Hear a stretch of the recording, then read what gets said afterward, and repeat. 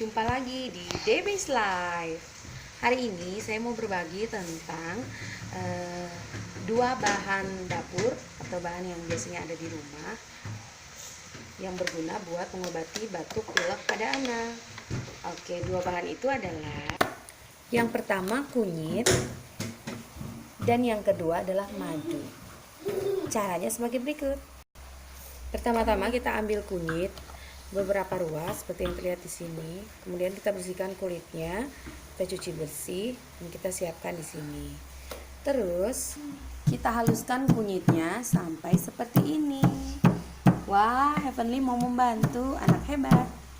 Nah, sampai halus ya guys. Sebaiknya diulek atau ditumbuk, jangan di blender.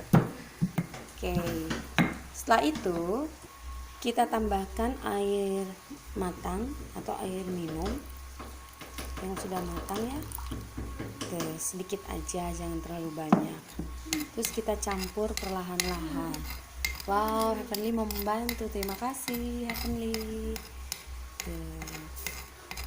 Oke, kita campur sambil agak ditekan-tekan ya guys, supaya sari kunyitnya keluar.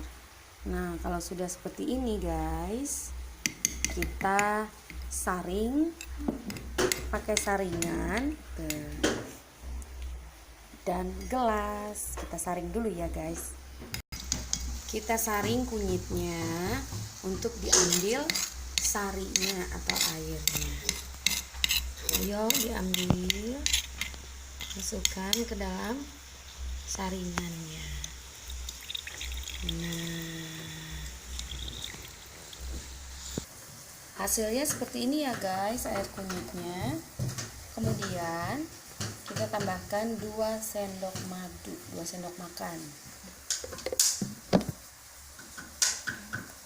Tambahkan 2 sendok makan madu.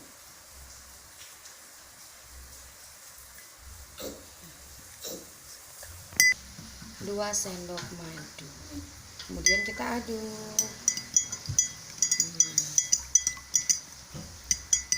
Setelah itu siap diminum sama anak atau orang dewasa yang lagi batuk atau pilek. Kemudian bisa langsung dikonsumsi. Heavenly suka banget rasanya. Ada rasa kunyitnya, tapi ada manisnya juga dari madu. Enak Heaven? Nah, ini kebetulan Heavennya lagi pilek sama sedikit batuk. Jadi minumnya yang alami aja, kunyit dan madu. Minum lagi dek, yang banyak dek.